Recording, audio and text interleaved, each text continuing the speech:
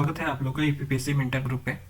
हम लोग बेसिकली पिछले टॉपिक में हमने सोचा था कि ये पढ़ाएंगे नहीं, लेकिन फिर से सोचा कि इसको पढ़ा देते हैं। दोबारा पढ़ाएंगे तो रिवीजन ही होगा और हमको याद भी होगा। इसलिए जो बचा हुआ पार्ट था, जो लास्ट लेक्चर में बोला था, डीकेडी को छोड़ के जो चौथा पार्ट था, तो उसी को रिवीजन कर लेते हैं। पहले रिवीजन कर लेते हैं, उसके बाद समझ में लिंक आएगा कि कैसे होगा। हमने यहाँ तक डीकेडी में कवर कर दिया है कि इथिक्स का डायमेंशन हमारा क्या होता है। 3 तरह का इथिक का डायमेंशन है। एक हमने बताया था नॉर्मेटिव या नियामकी नीतिशास्त्र, इसके भी 3 बताए थे। एक परिणामवादी और दूसरा हमने बताया था इसमें परिणाम निरपेक्ष और तीसरा बताया था सद्गुण। ठीक, फिर हमने बताया था अप्लाइड एथिक्स में बोला कि तत्कालिक कोई भी व्यवहारिक समस्या है उसका समाधान किया जाता है। और इसके फील्ड क्या क्या हो सकते हैं। मेडिकल में किया जा सकता है, मीडिया में किया जा सकता है, एडमिनिस्ट्रेशन में किया जा सकता है, फिर हमारा पॉलिटिकल में भी किया जा सकता है। जिस क्षेत्र में चाहो किया जा सकता है। ठीक है। और एक बताया था मेटा इथिक्स या अधिनीति शास्त्र। इसमें हमने बोला कि कोई भी पहले से नियम बन गया हो, इसमें काम क्या होता है, नियम, मानदंड या सिद्धांतों का विवेचना करना या निर्माण करना।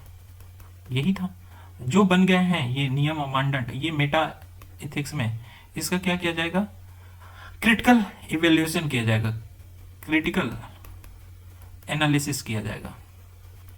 ठीक है ना, क्रिटिकल एनालिसिस या आलोचनात्मक विश्लेषण किया जाएगा।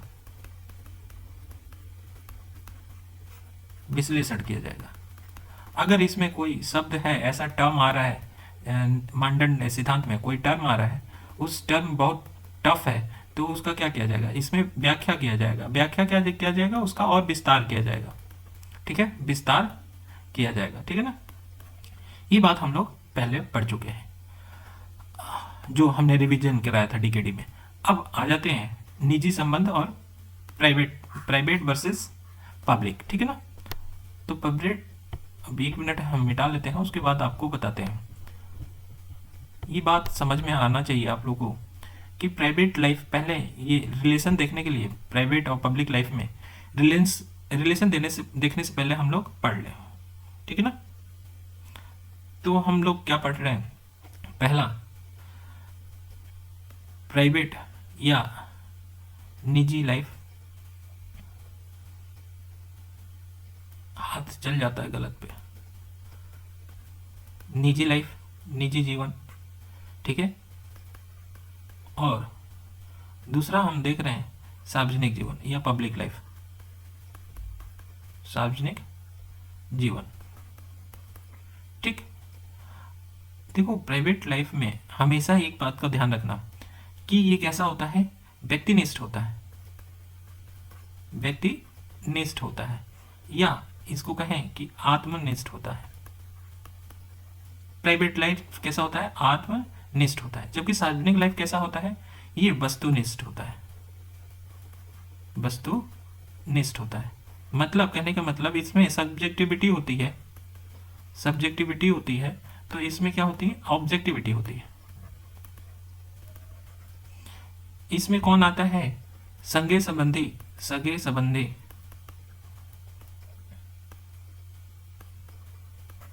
मित्र, परिवार, ठीक है, etc ये आते हैं। जबकि इसमें कौन आता है, इसमें आता है हमारा समाज, राष्ट्र, ठीक है, समुदाय, etc। इसमें कौन आएगा, इसमें हम अगर मूल्य देखें तो मूल्य क्या होगा, परस्पर विश्वास होगा। इसमें प्रेम होगा, परस्पर प्रेम होगा।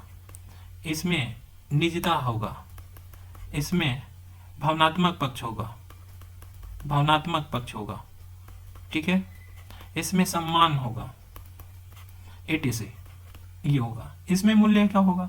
इसमें मूल्य होगा कि पारदर्शिता होगा, पारदर्शिता होगा। इसमें ईमानदारी होगी, इसमें सत्यनिष्ठता होगा, इसमें वस्तुनिष्ठता होगा, इसमें सहिष्णुता होगा, इसमें संवेदनशीलता होगा, संवेदनशीलता होगा etc। तो बात समझ में आ रहा है इसमें क्या क्या होगा। ठीक, तो प्राइवेट या निजी जीवन, सार्वजनिक जीवन, ये कोई रटने वाली चीज नहीं है, ये बात सीधे सीधे पता चल जाता है। ठीक, देखने से आप अगल बगल देखोगे तो ये बातें समझ में आनी भी चाहिए। अब आते हैं प्राइवेट लाइफ के बारे में बात करें, या प्राइवेट लाइफ में संबंध देखें। संबंध, तो प्राइवेट लाइफ में या निजी जीवन में संबंध कैसा होता है ये बात करें। तो देखो, इसमें मानव विभिन्न प्रकार का रोल अदा करता है, विभिन्न प्रकार का क्या करता है, रोल अदा करता है। कभी माता का, कभी पिता का, कभी भाई का, ठीक है, कभी बहन का, मतलब बहन हो सकती है, बहन का, ठीक है, कभी मित्र का, ठीक है। और सबका, इन सबका देखें तो सबका उत्तरदायित्व अलग अलग है, उत्तरदायित्व सबका अलग अलग है, सबका प्यार करने का तरीका अलग अलग है। ठीक है, ये विभिन्न रोल पे खरा उतरना, जो खरा उतरना होता है वो खरा उतरना कैसे उतरे, यही इस प्राइवेट लाइफ का क्या है, की पॉइंट है कि विभिन्न रोलों में मानव कैसे अपने संबंध को में खरा उतरे, इसी बात को जिक्र करता है कौन, प्राइवेट लाइफ। ठीक है, प्राइवेट लाइफ का हम कहें कि मूल्य क्या होता है, तो मूल्य हमने बता ही दिया है पीछे, परस्पर विश्वास, ठीक है, परस्पर प्रेम, त्याग, सम्मान, निजता, ये सब होता है। ठीक है ना, और इसमें एक दूसरे की निजता का हनन नहीं होता है, निजता का हनन नहीं किया जाता, सम्मान किया जाता है। दूसरी बात ये होता है कि प्राइवेट लाइफ में, ये भी निजी जीवन में एक चीज और ध्यान रखने वाली बात है कि प्राइवेट लाइफ में कोई हस्तक्षेप, बाह्य हस्तक्षेप नहीं होता है, कोई बाह्य हस्तक्षेप नहीं होता है। जब बाह्य हस्तक्षेप नहीं होगा, इसका मतलब क्या कि कोई नहीं चाहता निजी लाइफ में कोई बाहरी आदमी आके क्या करे, हस्तक्षेप करे। लेकिन इसमें भी ध्यान रखना, लेकिन लग गया, लेकिन का मतलब क्या कि प्राइवेट लाइफ में कभी भी ऐसा कार्य किया जा रहा है, ऐसा कार्य जो प्रगतिशील मूल्यों के क्या है, खिलाफ है, खिलाफ है। तो क्या कर सकता है, ऐसे मूल्यों को बचाने के लिए क्या किया जा सकता है, बाह्य रूप से हस्तक्षेप किया जा सकता है, बाह्य रूप से हस्तक्षेप किया जा सकता है। कब, जब ऐसा लगे कि प्रगतिशील मूल्यों का प्रहार किया जा रहा है, तब ऐसा हो सकता है। जैसे एग्जाम्पल के रूप में घरेलू हिंसा, ये तो घर की बात होती है, लेकिन घरेलू हिंसा क्या है, एक तरह से ये प्रगतिशील मूल्यों के खिलाफ है या प्रहार कर रहा है, तो हम इसमें बाह्य हस्तक्षेप कर देंगे। ठीक है, नॉक द डोर, क्या, नॉक द डोर जो हमारा चला था अभियान, नॉक द डोर इसी घरेलू हिंसा को ही बचाने के लिए चला था। और कोविड के समय में या कभी भी चले, ये नॉक द डोर बड़ा फेमस हुआ। तो एग्जांपल दे सकते हैं। अब जरा सा सरकारी में आ जाते हैं या सार्वजनिक जीवन में, आई होप समझ में आ रहा होगा। सार्वजनिक जीवन में संबंध की बात करें, कोई काम, किसी कार्य का, कोई व्यक्ति अगर कार्य करे, कोई व्यक्ति क्या करे, कर्म करे या कार्य करे, उसका प्रभाव व्यापक रूप से समाज को क्या कर रहे हैं, प्रभावित करे, समाज को या समुदाय को क्या करे, प्रभावित करे, तो हम कहेंगे भाई ये क्या है, सार्वजनिक जीवन है। कोई हमारा निर्णय है, कर्म है या निर्णय है, वो अगर किसी व्यापक रूप से क्या करें, समाज को या समुदाय को प्रभावित करें, तो हम कहेंगे कि सार्वजनिक जीवन है। सार्वजनिक जीवन में बेसिकली जैसे एग्जाम्पल के रूप में देखें तो डॉक्टर और पेशेंट का रिलेशन, डॉक्टर मरीज का रिलेशन, ठीक है, जनता जनता प्रशासन का रिलेशन, ये हम देख सकते हैं। क्यों? क्योंकि अगर प्रशासन कोई निर्णय लेगा, एक आदमी होता है, तो पड़ेगा पूरे जनता पे, जहाँ पे वो गवर्न कर रहा है वह पूरी जनता पे फर्क पड़ेगा। अगर हम डॉक्टर वहाँ पे कोई निर्णय ले रहे हैं तो पूरे पेशेंट पे फर्क पड़ेगा, एक पूरे समुदाय पेशेंट पे पड़ेगा। अगर डॉक्टर नेगेटिव होता है ना, नेगेटिव कोई निर्णय ले लिया, नेगेटिव कोई दवा दे दिया, तो देखो मरीज वहां जाएंगे नहीं, भूले भटके से नहीं जाएंगे, ठीक ना। तो सार्वजनिक जीवन का ऐसा होता है संबंध। तो फिर इसमें कैसा मूल्य होता है? तो मूल्य ऐसा होता है कि इसमें संवेदनशीलता, जितना याद हो सकता है, संवेदनशीलता, ईमानदारी, सब ठोक दो जितना याद हो सकता है, ईमानदारी, सत्यनिष्ठता, वस्तुनिष्ठता, एटीसी हम लिख दे रहे हैं, ये ईमानदारी, ये सब लगा रहता है इसमें, ठीक है। ये बात हम लोग पीछे कर चुके हैं, ठीक। अब आगे आते हैं कि सार्वजनिक जीवन में नैतिकता की आवश्यकता ही क्यों है, क्यों आवश्यकता है। तो हमें आवश्यकता बताना पड़ेगा कि सार्वजनिक जीवन में हमें एथिक्स क्यों चाहिए। तो कुछ अच्छी खासी बात करने होगा कि सार्वजनिक जीवन में जनता और अधिकारी के बीच में अच्छे संबंध बने रहे, इसलिए गवर्नेंस या शासन आपके द्वार चाहिए। तो हमें ये है। अब देखो कैसे हम इसको, थोड़ा सा आवाज आ ही रही होगी, आई होप चेक नहीं कर रहे हैं, क्योंकि रिकॉर्ड जब एक गलत हो जाता है तो ऐसा ही होता है। तो देखो कि हम इसको थोड़ा सा अलग डायमेंशन में ले चलते हैं।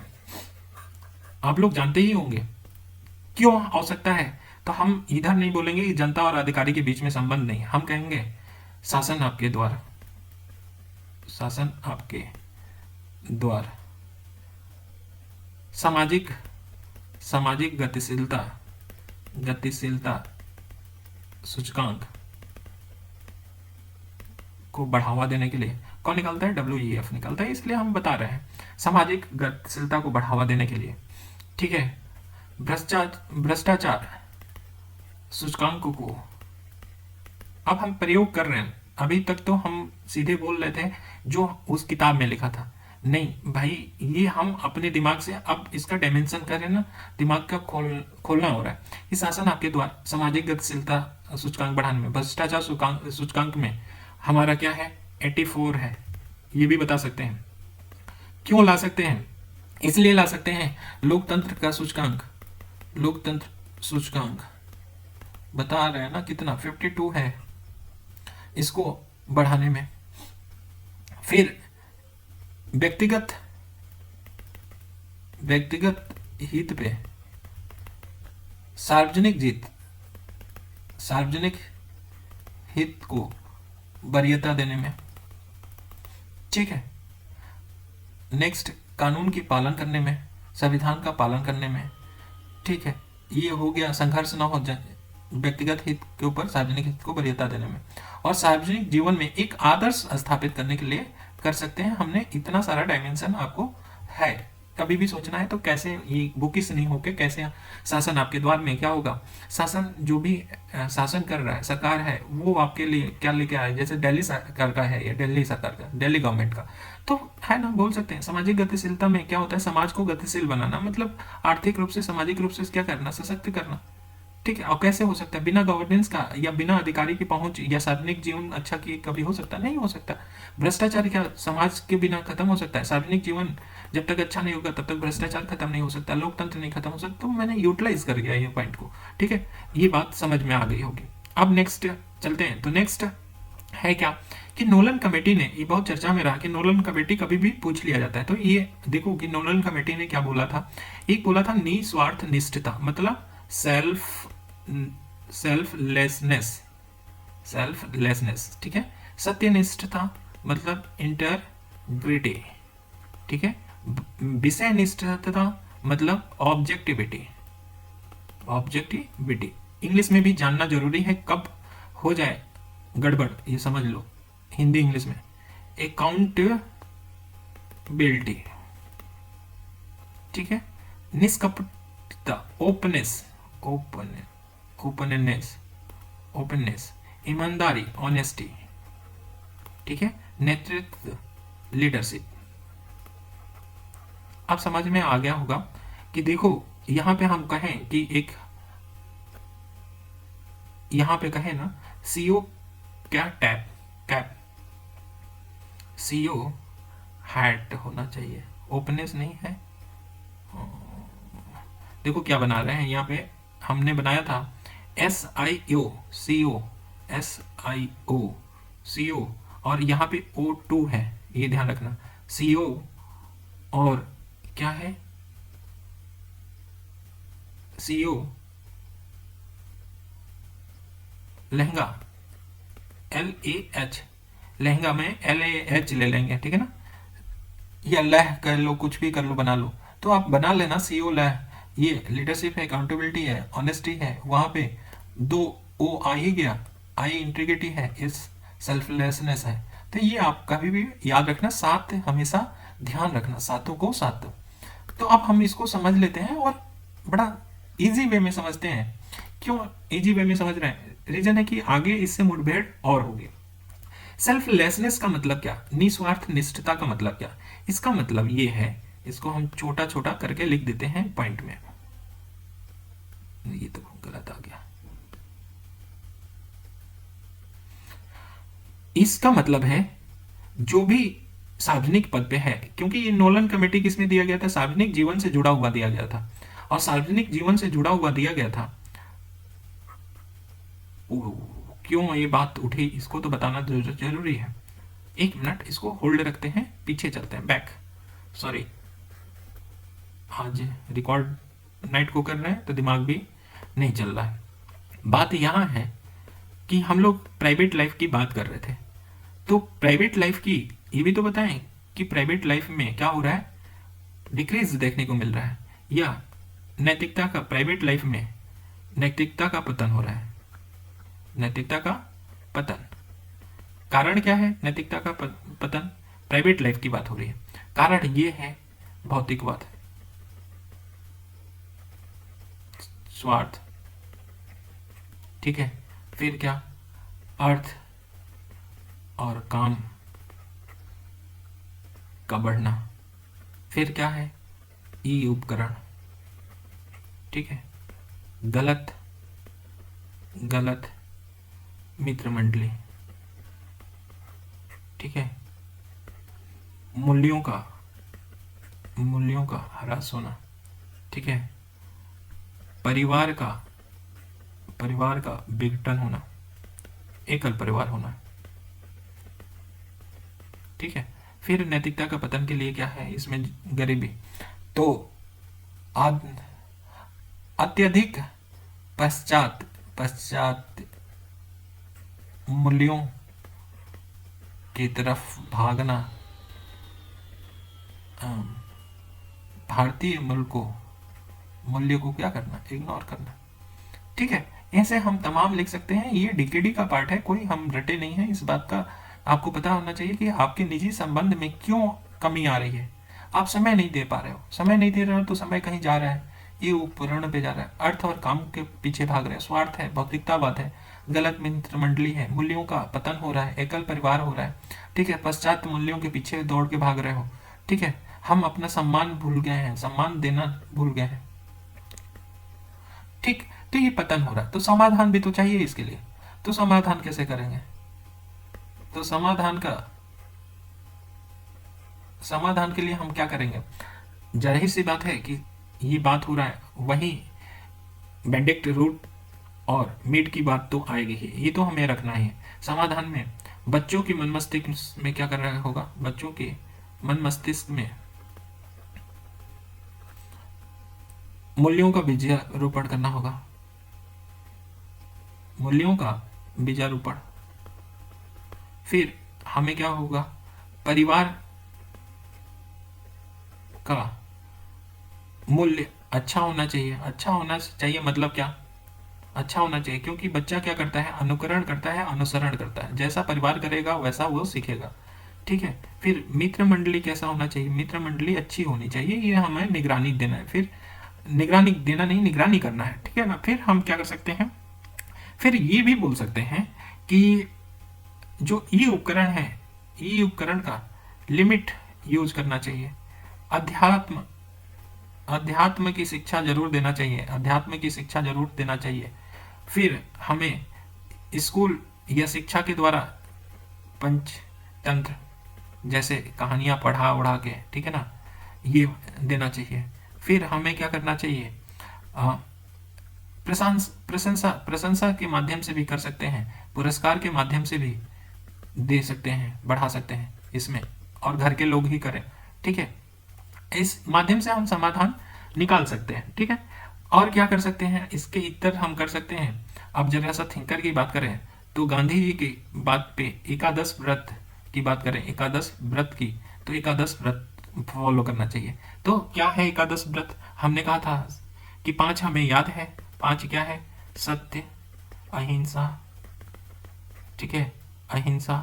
फिर क्या आपका अपरिग्रह, अपरिग्रह, अस्तेय, अस्तेय, ब्रह्मचर्य, ब्रह्मचर्य।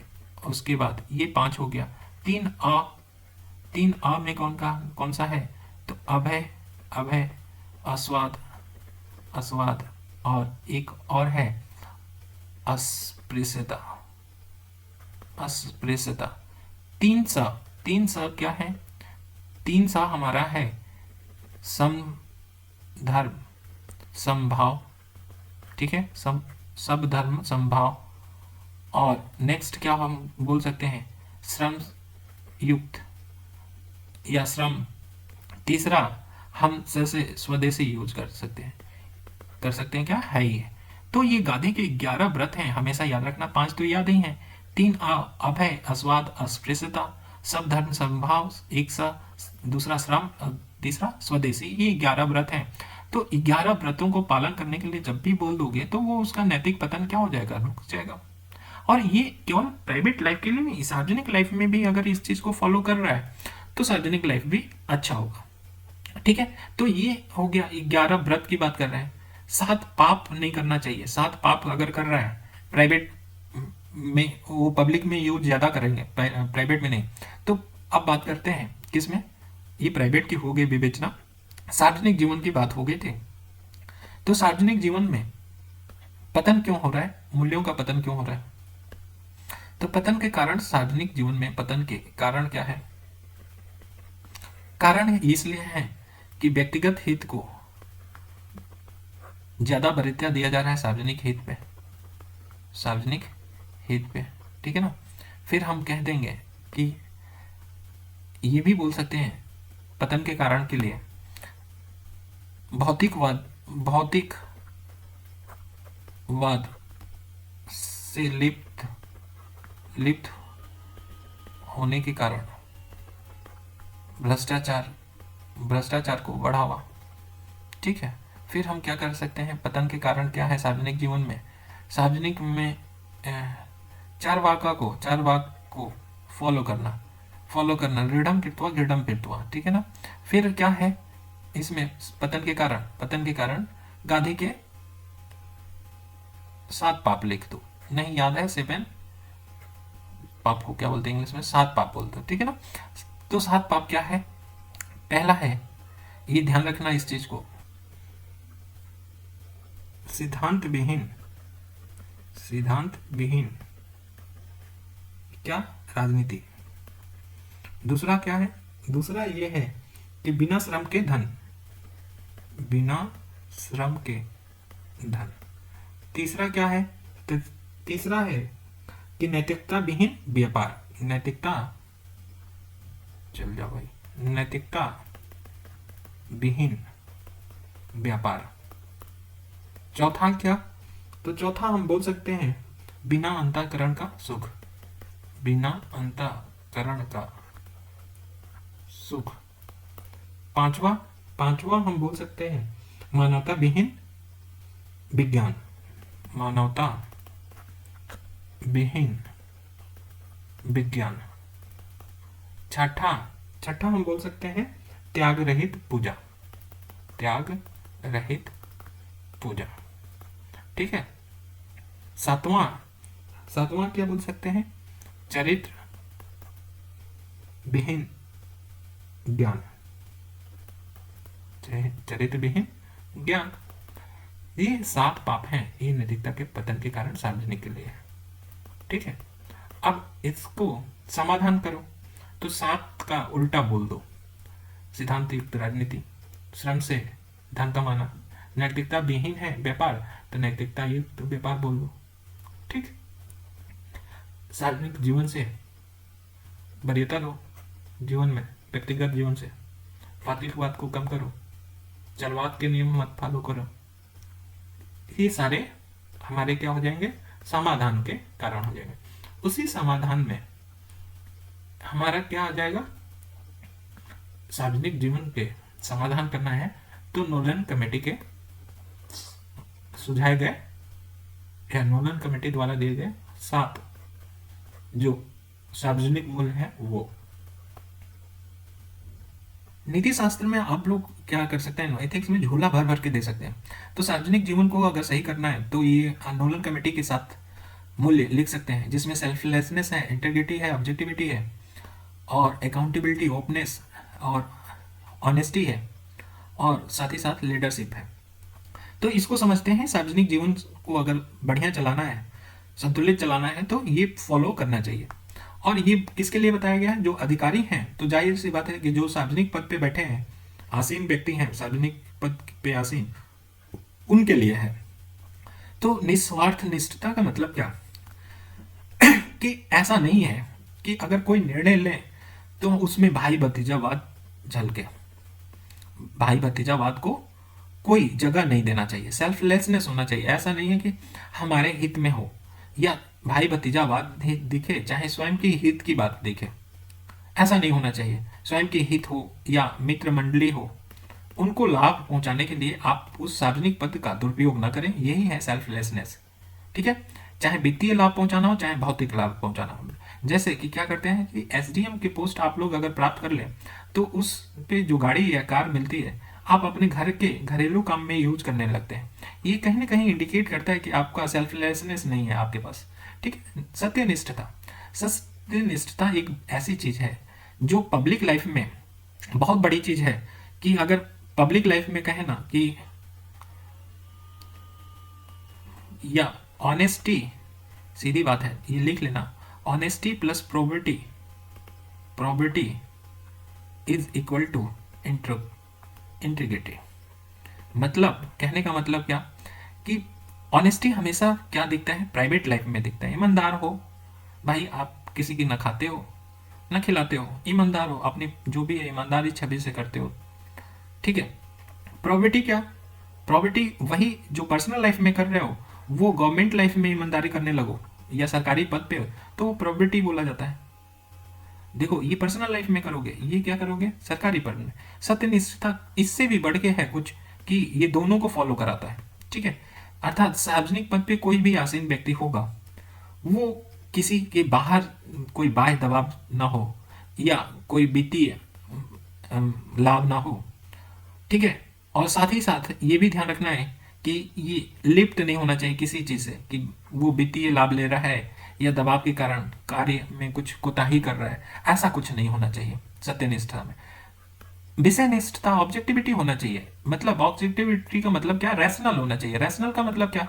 कि तार्किक होना चाहिए। तार्किक आधार पे हम अगर एलिजिबिलिटी, किसी को कुछ पद दे रहे हैं तो एलिजिबिलिटी है उसको हम बनाएं, हम साक्ष्य देखें। ठीक है। साक्ष्य के आधार पर निर्णय लें या कुछ साक्ष्य हो या प्रूफ हो जिसके आधार पे हम क्या कर रहे हैं? अपना निर्णय लें। तो योग्यता के आधार पे हो सकता है या तार्किक रूप से हम निर्णय लें। यही सीधे इससे पता चलता है। अगर मान लो कि संविदा पे कोई काम दे रहे हैं तो संविदा पे भी स्वीकृति का प्रदान करना चाहिए जब वो तार्किक लगे, साक्ष्य लगे, प्रूफ लगे, आपको प्रमाण मिले। ठीक है ना, उस चीज को हो। तो ऑब्जेक्टिविटी हमेशा क्या होता है? ऑब्जेक्टिविटी हमेशा रैशनल को बढ़ाता है, रैशनलिटी। मतलब तार्किक चीज को, जो रैशनल हो, दिमाग को, बुद्धि को सही लगे वही होना चाहिए, किसी के से पक्षपात नहीं हो, ठीक है ना। तो विषय निष्ठता भी हो गया। अब नेक्स्ट है जवाबदेही। जवाबदेही का मतलब क्या, कि आप किसी पद पे बैठे हो तो उस पद का कोई कर्तव्य है, और उस कर्तव्य को उस कर्तव्य करने के लिए आप किसके लिए करोगे, जनता के लिए करोगे। तो जो भी आप कर्तव्य करते समय कोई निर्णय लोगे या कार्रवाई करोगे, तो कार्रवाई करोगे तो उस जनता के प्रति क्या होगा, आपको जवाबदेह होना चाहिए। जवाबदेह होना चाहिए मतलब, जवाबदेह होना चाहिए मतलब कि अगर कोई छानबीन होता है कि आपने ये निर्णय क्यों लिया, ये कार्रवाई क्यों किया, कोई छानबीन होता है, ठीक है, छानबीन होता है, या कोई चीज मांगी जाती है कि आप प्रस्तुत करें, कोई साक्ष्य प्रस्तुत करें, तो आपको करना चाहिए। इसका मतलब आप जवाब दे हो। ओपिनियंस, ओपिनियंस लेते हैं ट्रांसपेरेंसी का, एकदम ट्रांसपेरेंसी है। ट्रांसपेरेंसी का मतलब कि जो भी आप निर्णय लें या कोई कार्रवाई करें तो उसके मामले में हमेशा क्या होना चाहिए, ट्रांसपेरेंट होना चाहिए, पारदर्शिता होना चाहिए, निष्कपट होना चाहिए आपको। और आप कोई निर्णय ले रहे हैं तो उस निर्णय को क्यों लिए उसका उल्लेख करना चाहिए, ठीक है ना। आपको आरटीआई को बढ़ावा देना चाहिए, राइट टू इंफॉर्मेशन को आपको क्या करना चाहिए, बढ़ावा देना चाहिए। मतलब आप सूचना देने के लिए तैयार बैठे हो, सूचना अगर जनता मांगती है तो तैयार बैठे हो, ये ओपनेस है। ऑनेस्टी का मतलब क्या, ऑनेस्टी का मतलब जाहिर सी बात है कि सरकारी पद पे बैठे हो तो निजी हित में आप कोई लाभ न लो, निजी हित में कोई लाभ न लो, या कोई ऐसा घोषणा न करो जो निजी व्यक्ति को क्या करे, लाभ पहुंचाए। नेक्स्ट क्या है, लीडरशिप। लीडरशिप का मतलब कि आप सरकारी पद पे बैठे हो तो आप नेतृत्व द्वारा, लीडरशिप के द्वारा बाकी जितने 6 मूल्य हैं उन मूल्यों को बढ़ावा दो। यही हमारा 7 नोलन कमेटी के द्वारा सुझाया गया सार्वजनिक मूल्य था, और सार्वजनिक मूल्य का हमेशा फॉलो करना चाहिए सार्वजनिक जीवन को बनाने के लिए। अब देखो, यही बात हम नहीं केवल बोल रहे हैं, हम देखो प्राइवेट लाइफ में कहाँ कहाँ जोड़ सकते हैं। प्राइवेट लाइफ के लिए अभी हमने बताया था कि 11 गांधी जी का, ठीक है, बढ़ाने के लिए हम 7 में से नोलन कमेटी में से कुछ ले लेंगे, नोलन कमेटी हो गया, ठीक है। और फिर हम ये भी कर सकते हैं कि हमारे भारतीय दर्शन से उठा लें। भारतीय दर्शन में क्या क्या यूज कर सकते हो, जो अच्छे आंसर हो सकते हैं। भारतीय दर्शन में आप यूज कर सकते हो परमार्थ या पुरुषार्थ। पुरुषार्थ पुरुषार्थ में हमारा क्या बोला गया है, काम, अर्थ, और काम, अर्थ, मोक्ष, ये तो लास्ट है। एक और बोला गया है धर्म। तो धर्म, काम, अर्थ, मोक्ष, ये पुरुषार्थ को जोड़ सकते हैं। जो हमारा जीवन है, जीवन को हम किसी से भी जोड़ सकते हैं, जीवन को गृह आश्रम से भी जोड़ सकते हैं, आश्रम से जोड़ सकते हैं। 4 आश्रम है, एक है हमारा क्या, गृहस्थ आश्रम, हमको दूसरा ही पहले जाते हैं याद, गृहस्थ आश्रम, गृहस्थ आश्रम, ठीक है। आपको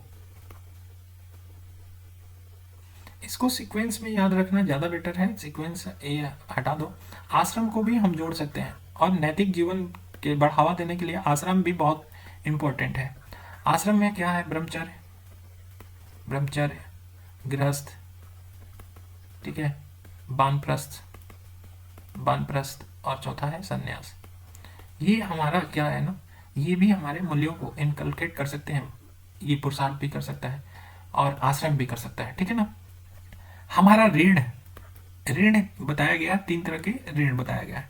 ऋण में एक होता है पितृ ऋण, ठीक है, एक होता है ऋषि ऋण, ऋषि ऋण, और एक होता है हमारा देव ऋण। इन ऋण के बारे में भी देखिए प्राइवेट लाइफ में, या प्राइवेट लाइफ में ज्यादातर बढ़ाने के लिए हम यूज कर सकते हैं। भारतीय दर्शन को यूज कर सकते हैं, भारतीय दर्शन में ऋण भी है। पितृ ऋण का मतलब ये कहीं ना कहीं ज्यादा हो गया कि पिता के ऋण को बढ़ावा देने के लिए, पितृ ऋण में वंश को बढ़ावा देने के लिए पुत्र को देना। जब भी पुत्र पैदा हो जाएगा तो इसका मतलब पितृ ऋण से मुक्ति हो जाएगी। ऋषि ऋण, ऋषि ऋण में क्या होता है, ऋषि ने आपको वेदों को ज्ञान दिया, उन वेदों को ज्ञान को क्या करो, प्रोपोगेट करो, प्रचार करो। ये है, अगर प्रचार करने लगोगे, यज्ञ कराओ, यज्ञ कराओगे तो यज्ञ कराने की वजह से ये आप ऋषि ऋण से मुक्त हो जाओगे। देव ऋण, यज्ञ न कराने, प्रचार करना है। देव ऋण में क्या कराओ, आप यज्ञ का अनुष्ठान करो, और उसमें लोगों को क्या करो, बुलाओ, जो गरीब वगैरह हैं, वंचित वर्ग हैं, उनको बुलाओ और बुला के उसमें दान दो। ठीक है, अगर दोगे, भगवान को आह्वान करोगे, दान दोगे, तो आप ये देव ऋण से मुक्ति हो जाएगा। ये भी आप प्रयोग करना, हमेशा कहीं ना कहीं कॉपी में लिख लेना इस बात को, क्योंकि हमारे दिमाग में हमेशा नहीं आता। सोसाइटी में भर भर के बताएंगे, क्योंकि सोसाइटी हमारा एंथ्रोपोलॉजी में रहा है, तो वहाँ पे बताएंगे ये सारी चीज़ें। ठीक है, तो ये बातें भी हम यूज कर सकते हैं। अब नेक्स्ट चले कि निजी और सार्वजनिक संबंध में नैतिकता का दूसरा आयाम क्या होगा। तो देखो, एक बात जान लो कि 1991 में क्या आया, एलपीजी आया, और एलपीजी की वजह से वैश्वीकरण आया, और यहाँ पे प्राइवेट प्राइवेट कंपनियों का भरमार आ गया इसके बाद, क्योंकि उदार हो गई। एलपीजी के आने से जो लिबरलाइजेशन मिला या उदारीकरण मिला, उस उदारीकरण से प्राइवेट कंपनियां बढ़ने लगी। तो फिर प्राइवेट कंपनी और सार्वजनिक कंपनी में अंतर क्या है, ये भी देख लेते हैं। तो ये बात ध्यान रखना कि प्राइवेट कंपनी, जो प्राइवेट या निजी कंपनी होती है, निजी कंपनी और सार्वजनिक कंपनी में क्या अंतर होता है, ये हमें जानना चाहिए, और इसको भी हम यूज करेंगे कहीं ना कहीं। तो सार्वजनिक क्षेत्र की जो कंपनियां होती हैं, सार्वजनिक क्षेत्र की कंपनियां होती हैं, वो उनका मुख्य उद्देश्य क्या होता है, जन कल्याण करना। जो भी पब्लिक लाइफ, पब्लिक होती हैं, पब्लिक रिलेटेड कंपनियां, वो क्या करेंगे, जन कल्याण करेंगे, सामाजिक कल्याण करेंगे, आर्थिक विकास करेंगे, समाजवादी उद्देश्य होगा इनका। जो भी सार्वजनिक कंपनी होंगी, कभी भी देख लेना, कोई भी सरकारी कंपनी होगी तो यही काम करेगी। ठीक है ना, चाहे प्राइवेट हॉस्पिटल ही देख, सरकारी हॉस्पिटल ही देख लो, जन कल्याण करेगी, सामाजिक कल्याण करेगी। आर्थिक विकास तो नहीं करेगा हॉस्पिटल, लेकिन समाजवादी उद्देश्य रखेगी।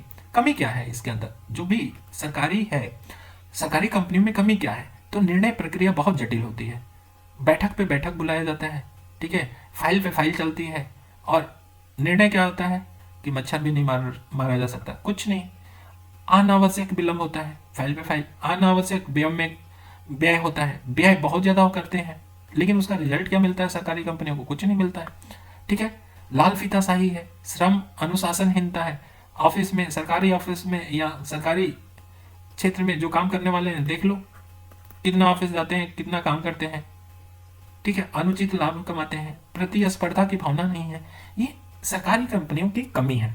लेकिन वहीं 1991 के बाद आने के बाद निजी क्षेत्र की कंपनियों का बढ़ावा होगा। मुख्य उद्देश्य क्या था, इनका लाभ कमाना था। और सकारात्मक इनका पक्ष क्या था, कि ये सकारात्मक पक्ष ये था कि जो सरकारी कंपनियां हैं उनसे कम खर्चा करती हैं, इनकी इफिशियंसी, दक्षता बहुत अच्छी होती है, गुणवत्ता, इनकी क्वालिटी भी अच्छी होती है, समय प्रबंधन बहुत अच्छा होता है, प्रभावशाली इनका शासन होता है, बेहतर सेवा होता है, सर्विस अच्छा देते हैं। इसी कारण इन सकारात्मक कारण ये ज्यादा हावी हो जाते हैं किससे, सरकारी कंपनियों से। और कमी इनकी क्या है, तो जन कल्याण की तरफ नहीं देखते हैं, ये लाभ ही कमाना चाहते हैं और पर्यावरण का जम का दोहन करते हैं, इससे ये इसकी कमी है निजी क्षेत्र। तो सार्वजनिक क्षेत्र और निजी क्षेत्र की बात आ गई। तो सार्वजनिक क्षेत्र और निजी क्षेत्र कंपनी की बात आ गई, तो अब हम लोग पीपी की तो बात करने हैं ना, पब्लिक प्राइवेट पार्टनरशिप की बात तो उठेगी ही, पीपी की। अब पीपी की मॉडल क्या है, यहाँ पे मॉडल तो हम एथिक्स में लिखेंगे नहीं, लेकिन पीपी की मॉडल में सोचो क्या होता है, लोक निजी भागीदारी क्या होता है, पब्लिक प्राइवेट पार्टनरशिप होता क्या है। देखो, इसको बड़े आसान से समझो। जब जब कोई समान उद्देश्य के लिए, ठीक है ना, क्या निजी कंपनी और सरकारी कंपनी एक साथ एक मंच पे आते हैं, उसको हम क्या बोलेंगे, पीपीई बोल देंगे। हम अपनी तरफ से परिभाषा दिए, हम अंगूठा छाप की तरह ही देना ज्यादा बेटर है, रेदर देन कि हम बहुत बोल बच्चन करेंगे यार, इकोनॉमी में देंगे तो थोड़ा इकोनॉमिक फैक्ट में ले लेंगे। तो इसके आने से क्या फायदा होगा, हम क्या देखें, सामान्य उद्देश्य निजी सरकारी और के लिए प्राप्ति के लिए, सामान्य उद्देश्य की प्राप्ति के लिए निजी और सरकारी या प्राइवेट और पब्लिक एक साथ एक मंच पे आते हैं और उस काम को करते हैं, कार्य को करते हैं, उसको कहते हैं private partner, public private partnership. अब दूसरा क्वेश्चन उठता है कि आवश्यकता ही क्यों है, इसका आवश्यकता ही क्यों है, इसकी बात हम करें, आवश्यकता ही क्यों है। ये सीधा डीकेडी है। आवश्यकता ही क्यों है, आवश्यकता इसलिए है कि हमारे पास क्या है, पैसे की कमी है। तो प्राइवेट हम एक पी का मतलब यहाँ पे लिखेंगे प्राइवेट, ठीक है ना, पी आर लिख देते हैं। प्राइवेट हमारी ये पूर्ति कर सकती है, इसलिए हमारे लिए आवश्यकता है। दूसरी बात है कि सरकार सरकार क्या कर सकता है, नीति नीति बनाने में, योजना बनाने में ज़्यादा दक्ष हो सकता है, दक्ष हो सकता है। क्यों? क्योंकि इंफ्रास्ट्रक्चर कौन बनाएगा, इंफ्रास्ट्रक्चर प्राइवेट बनाएगा। तो जो सरकार की रिसोर्सेज संसाधन लग रहे थे, संसाधन कहाँ लग रहे थे, कोई चीज को निर्माण करने में, वो निर्माण करने में संसाधन की कमी हो जाएगी, वो फोकस हो जाएगा किस पे, जो इसका मुख्य कार्य है उस पे हो जाएगा। ठीक। टेक्नोलॉजी का जैसे ही जानते हो कि सरकार में टेक्नोलॉजी क्या होता है, टेक्नोलॉजी बहुत ही कम जानकारी होती है, और टेक्नोलॉजी हमेशा क्या करता है, संसाधन बचाता है, संसाधन को क्या करता है, बचाता है या ऑप्टिमाइज करता है, इष्टतम यूज करता है, ऑप्टिमाइज करता है, इष्टतम यूज करता है टेक्नोलॉजी। तो इनके पास, सरकार के पास टेक्नोलॉजी नहीं होती है, तो इसलिए प्राइवेट वाले अच्छे टेक्नोलॉजी लाते हैं और उससे क्या करते हैं, पैसा बचाते हैं, पैसा बचाते हैं, तो लागत कम आती है। ठीक है ना, तो ये भी आवश्यकता है। तो आवश्यकता क्यों है ये बात हमने बता दिया, 2-4 लाइन में जो भी आप लिख लो लिख लो। ठीक है, अब नेक्स्ट हम बात करें कि इसका लाभ क्या है। लाभ लाभ क्या है, तो लाभ में देखो, लाभ वही है जो आवश्यकता बताए। सरकार को, अब यहां पे लिख दे, गवर्नमेंट को गवर्नमेंट को क्या मिलेगा, मनी मिलेगा, पैसा मिलेगा।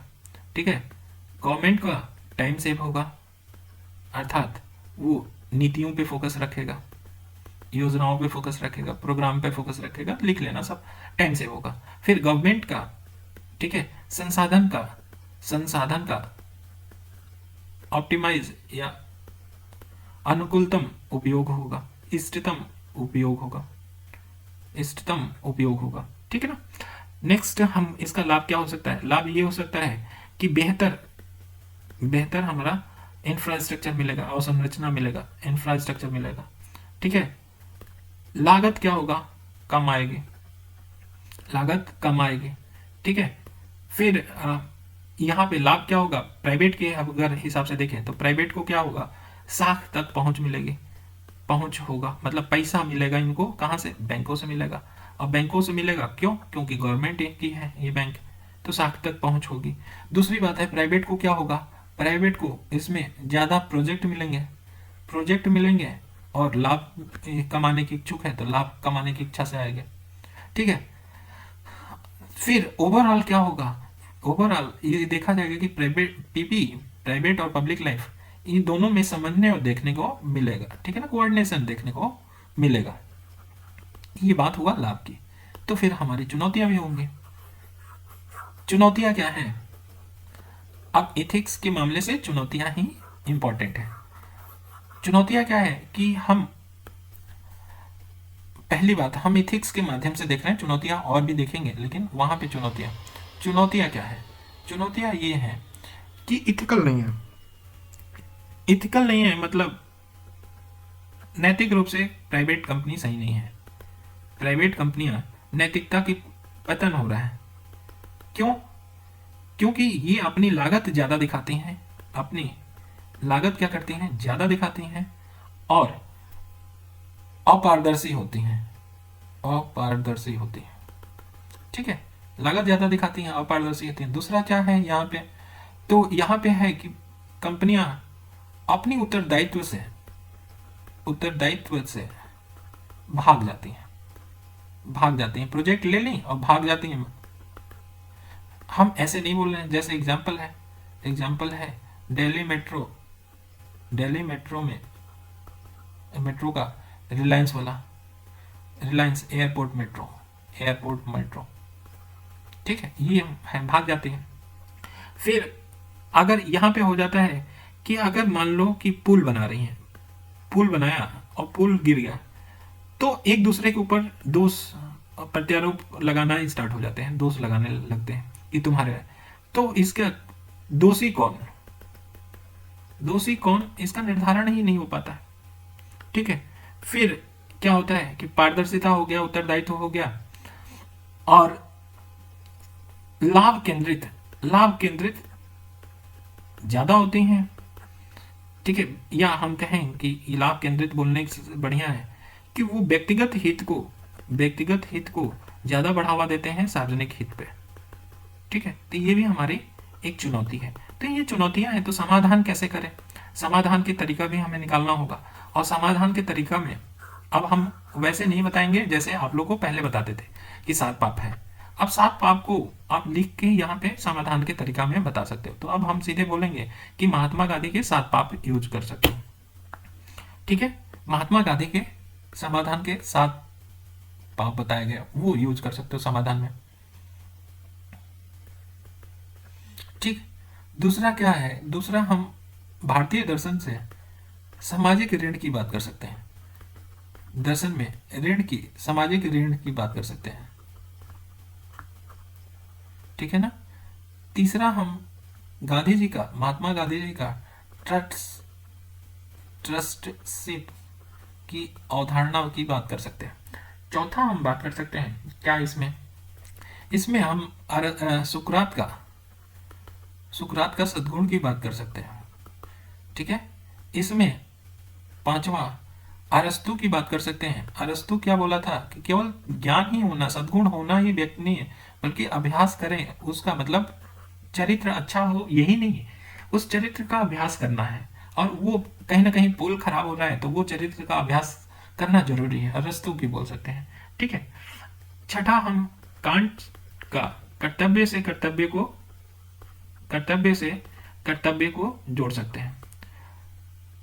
सातवां गीता से हम क्या जोड़ सकते हैं, अंतःप्रज्ञ को कोई बात जोड़ सकते हैं, या अंतःप्रज्ञ की या स्थिरता की बात जोड़ सकते हैं। हम सिर्फ थिंकर की बात बता रहे हैं, इतना आप लिखो ना। समाधान ही प्राइवेट के लिए CSR की अवधारणा को मजबूत करना चाहिए। CSR अवधारणा है, उसको जमीनी लेवल पर अच्छे से क्रियान्वयन करना चाहिए। ये सारे हम करना चाहिए लोक निजी भागीदारी के लिए। ये बात हो गया। अब देखो, गांधी जी की ट्रस्टशिप की नैतिक और भौतिक आधारों पर उचित ठहराते हैं। तो PPE को लेके गांधी जी की ट्रस्टशिप की नैतिकता को देखा जाए तो नैतिक आधार पे गांधी जी का ट्रस्टशिप क्यों अच्छा है, क्योंकि बोलते हैं नैतिक आधार पे कि जो कुछ है, आप वहां पे मत जाइएगा, जो लिख रहे हैं वो जो कुछ है वो ईश्वरीय देन है, सब कुछ ईश्वर ने ही दिया है। इसका मतलब क्या कि सब कुछ ईश्वर का ही है। ठीक है, और अगर कोई मतलब जिसको जितना चाहिए ईश्वरीय है, तो जिसको जितना चाहिए मतलब नहीं है कि जिसको जितना उपभोग की जरूरत है उतना ही लेना चाहिए। नैतिक सिद्धांत हो गया। ट्रस्टशिप की नैतिक सिद्धांत पूछा जाएगा नैतिक आधार पे क्यों सही है, तो ये बोले कि ईश्वरीय देन है, जो भी पैसा वगैरह इकट्ठा होता है सभी कुछ ईश्वरीय देन है। तो जिसको जितना उपभोग की जरूरत है, ठीक है ना, और उपभोग का मतलब फालतू उपभोग नहीं, जितना जरूरत है उतना ले आओ, काम चल जाए। ठीक है, और बाकी धन को क्या कर दे, बाकी धन समाज का धरोहर समझ के क्या करे, वो समाज पे खर्च करे। ठीक है, तो पैसा इकट्ठा करे, ठीक है, इकट्ठा करे, और जितना अपना उपभोग के लिए है वो जरूरत के लिए उतना रखें, बाकी समाज का धरोहर समझ के समाज को दे, क्योंकि वो ईश्वरीय देन है, वो कहीं से नहीं लाया है। ठीक है, तो जितना धन अर्जित करते हैं तो वो उस धन को क्या करें, वो अपने काम चला के समाज में जितने वंचित ग्रुप हैं, भूखे नंगे हैं, उनको दो। ये इनका नैतिक आधार था। तो भौतिक आधार क्या था, भौतिक आधार पे देखा जाए तो भौतिक आधार पे ये बोला कि भाई देखो, जो सबसे ज्यादा प्रज्ञ होगा, जो सबसे ज्यादा इंटेलेक्चुअल होगा, आज हम इंग्लिश भी गलत लिखने लगे, वो बहुत सही काम हो रहा है। अब हम विराम देंगे, जल्दी ही देंगे, कि जितना इंटेलेक्चुअल लोग होंगे, ठीक, बुद्धिमान लोग होंगे, उन बुद्धिमान लोगों के पास होना चाहिए स्वामित्व होना चाहिए, क्योंकि वो स्वामित्व कर सकते हैं, प्रबंधन कर सकते हैं, चीज़ों को क्या कर सकते हैं, एनालिसिस कर सकते हैं, विश्लेषण कर सकते हैं कि कहाँ किस बात को खर्च करना चाहिए। तो धन एकत्र करते हैं, अच्छे हाथ में, अनुभवी हाथ में होता है, good and well and good, जो भी, ठीक है ना। लेकिन जो लाभ दे रहा है ना, वो लाभ में आवश्यकता अनुसार भागीदारी होनी चाहिए। मतलब उसमें जो पैसा है वो श्रमिकों को, पूंजीपतियों के मत में क्या करती है, विषमता कम करती है। अगर पैसा बांटोगे तो श्रमिक और पूंजीपति के बीच में विषमता जो है, आर्थिक रूप से विषमता, वो क्या हो जाएगी, समाप्त हो जाएगी, भौतिक आधार देता है। ये दो पक्षों पे देखा जाए, दो पक्षों पे ये कानूनी रूप से जो भी हमने बताया, नैतिक आधार बताया और भौतिक आधार बताया ट्रस्टशिप का, ये दो रूप में कानूनी रूप से सामाजिक जिम्मेदारी निभाने के लिए बाध्य करता है। क्या? क्योंकि उन्हें सामाजिक हित को के कार्य करने में संपादित करना चाहिए, सामाजिक हित के कार्य को संपादित करना चाहिए जो भी ट्रस्टशिप हो, और सामाजिक हित के विपरीत कार्यों से अपने को पृथक रखना चाहिए। तो सामाजिक हित के विपरीत जो भी कार्य हैं वो न करें। और इसी के लिए कंपनी एक्ट 2013 में वो गवर्नमेंट ने इसी चीज को लागू करने के लिए क्या लेके आई, CSR लेके आई, जिसमें 2% वो लोग अपनी कमाई का क्या करते हैं, देते हैं गरीब वंचित को। ठीक है, तो ये बात हमारी पिछली थी जो छूट गई थी, आज कंप्लीट हो गई। ठीक, ये हमें बात करते करते लगभग 1 घंटा के करीब लग गया। ठीक, तो ये आप लोग को समझ में आया होगा। अब हम थोड़ा सा पॉज करते हैं, उसके बाद नेक्स्ट लेक्चर की तरफ चलते हैं जो हमारा इंपॉर्टेंट लेक्चर है।